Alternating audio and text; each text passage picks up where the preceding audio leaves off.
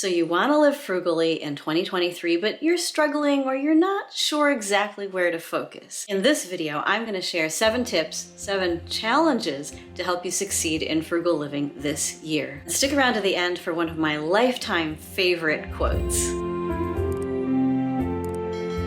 Welcome, I'm Amy, and here at Frugal Over 50, I give you tips and tools for frugal living. Hola a todos, el día de hoy les voy a compartir 7 tips, 7 retos para la vida frugal en el año 23. Number 1, do less. Up above and down below, I'm going to link a video or 2 that I have made about simplifying your frugal life. I'm particularly passionate about this for us as women over 50. Most of us spent most of our lives working very hard, doing all the things, not just for ourselves, but for everybody, and sometimes for everybody else and not at all for ourselves. And I really believe that we have reached a time in our lives when it's time to do less. It may be tricky. We may be dealing with older family members and younger family members who still depend on us. We may be working 2 or 3 jobs, or we may be retired and trying to figure out more income. Our life circumstances are quite varied. And the one commonality is often that we're really too busy. This can sometimes lead us to getting into a rut of how we live our lives so that we don't go back and evaluate, did I make the most frugal choice here, or did I just do the habitual thing? The other problem that we get into is that we get so busy that we start using things that seem convenient, but that really are just sort of enabling our extreme busyness. And the answer really is to do less. What is one thing today in your schedule that feels quite urgent that you can cut out? And it might take some rescheduling, it might take some rearranging, but if you cut that one thing out, it will help your day go better. This in turn can set off a chain reaction in a good way of evaluating every part of your life to say, what can I do less of? And doing less often and generally means spending less and possibly even saving more. So if you want to supercharge your frugal journey, start by doing less. Number 2, don't do a challenge. This time of year, there are lots of challenges, and I have participated in many over the years myself. I'm not saying don't ever do a challenge. There are savings challenges, budgeting challenges, no spend challenges, low spend challenges. People are starting off the new year, and you may be starting off the new year with a challenge. Don't stop it just because I said don't do a challenge. But if these challenges are not resonating with you right now, don't worry about it. Don't do it. It's possible that you would like to do a challenge starting on April 1st or July 15th or October 27th. Start a challenge when it works for you to start it.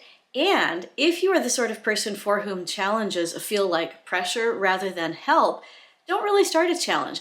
Follow the example of YouTuber Paula B from Paula B Fitness. Just a few years ago, she shared how she got started on her fitness journey. And she said to herself one day, what if I just didn't quit? She didn't set herself up for a challenge to run a 5K or to do a marathon or to do any sort of particular goal. She just said, what if I didn't quit? And that wasn't really a challenge, but more of a choice of every single day doing something consistently. That may be something that resonates with you. The benefit here for frugal living is that you are living life on your terms and based on your frugal needs and your frugal choices. And you're aiming for consistency throughout the year rather than focusing on something one month and then focusing on something else another month. Again, if those methods work for you, keep them. Don't toss them out. Use what works. But if they don't seem to work, don't feel bad. Just say to yourself, what if I didn't quit?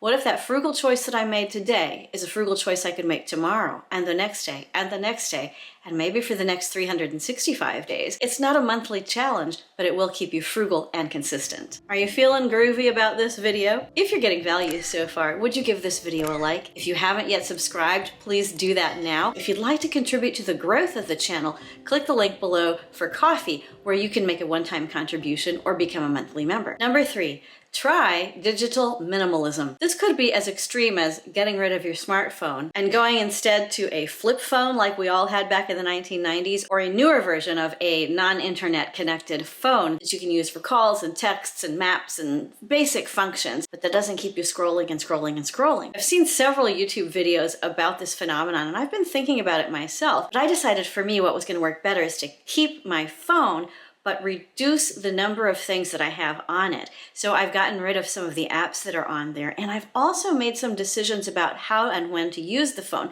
So at least twice a day when I take Goldie out for her walk, I leave the phone at home and I just go outside, and I think to myself, isn't that bad? What if somebody needs to reach me? What if something happens? And I'm like, I'm not at the top of a lonely mountain. I'm in the middle of a city. If I need my phone, I can turn around and take 30 seconds and walk back in my house. It's not that big of a deal. And that tells me how much I have needed some digital minimalism in my life, because just carrying this guy around all day has made my life more stressful than I realized, and making the decision to just put it down has really improved my quality of life. It has also kept me away from that pesky internet shopping.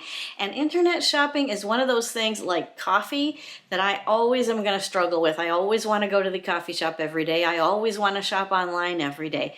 Digital minimalism is a way to say, you know what? I don't need to do either of those things. This kind of change saves money in two ways. One, it keeps you from shopping. Another way is that it keeps you from just constantly scrolling and being exposed to so many ads that you're really kind of more susceptible. I think digital minimalism is something that we should all be considering regardless of what else we're doing on our frugal journey. Tell me your thoughts about that below. Number 4, related to digital minimalism, is staying away from the hype. And here I'm talking specifically about the kind of hype that comes because we live in a 24/7 news cycle. So beyond staying away from the online shopping and beyond staying away from the apps that keep you scrolling, I'm suggesting that we stay away from the hype. It is almost impossible for us to not be informed about what is happening around us these days. I don't really know how you and I would avoid hearing about the big events on the news, because people will tell us. Other people will tell us, or we'll see it on a grocery store newsstand at the checkout counter. Something will happen to give us information about the big events of the day. If we can stay away from constantly reading the news, constantly letting that information into our brains, it will really calm us down. Think about what happens to your brain when you're just constantly exposed to news. There's a lot of repetition. In order for the news presenters to keep our attention, they have to ramp up the anxiety every single time. What happens when your anxiety gets ramped up? You start looking at the advertisements that accompany the news and you start thinking, well, that might be a good idea, because they create anxiety and then present a shopping solution. If we can stay away from that hype, trust me, you will be informed. My first introduction to this concept came way back in the 1990s, before the internet, when Elaine St. James wrote a series of books about the simple life.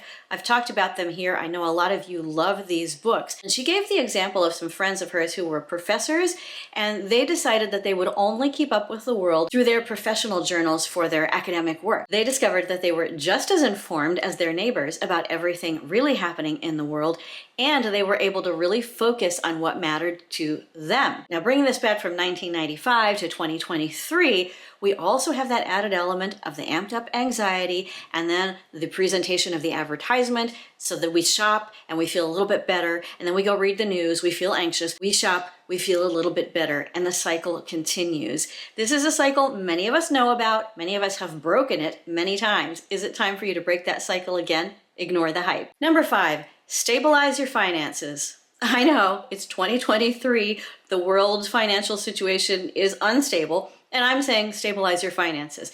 I don't mean that you need to lock down everything in your financial life into a state of bliss so that nothing shall ever disturb you again and you will live in prosperity forever. That's not the type of stabilize your finances that I mean. Here's what I'm talking about.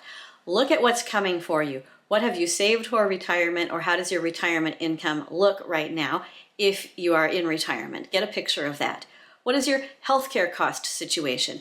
What is your housing and transportation cost situation? What is your food and household cost situation? Many of these are changing all the time, and it may feel quite difficult to look at it in a very detailed way. So when I say stabilize your finances, I'm really talking about stabilizing your focus on what is happening so that you can keep track of the big financial priorities that you have this year. This may at least temporarily make you feel less stable on your frugal living journey, and I want to tell you that I am here with you. I know that feeling. It is not easy to look at some of these big picture items, especially in a world of economic uncertainty like we are living in right now.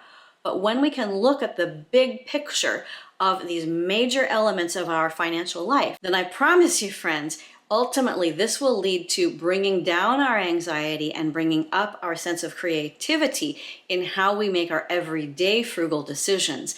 There may be very little to nothing that you can do, that I can do about the world economic situation, but there may be some things that we can do right now to prop up an area of our financial lives that needs a little help, to give a little bit less in an area that is actually doing pretty okay and needs a little bit less attention. And don't look at too many categories. Really think about your future self, retirement, think about your healthcare costs, think about your housing, your transportation, and then your food and household. That's 5 big areas, and each of those areas includes subcategories. But spend some time thinking, conceptualizing, and then making concrete plans to make and then keep stability financially as much as you can in these unstable times. Number 6, prioritize your needs. If you're a woman over 50, you probably need to hear this said to you a lot. Prioritize your needs. We have been trained almost since birth to prioritize everybody else's needs but our own. And I am saying to you, prioritize your needs. I'm guessing that as you make frugal decisions for your life, that you are prioritizing the needs of others around you who depend on you for care.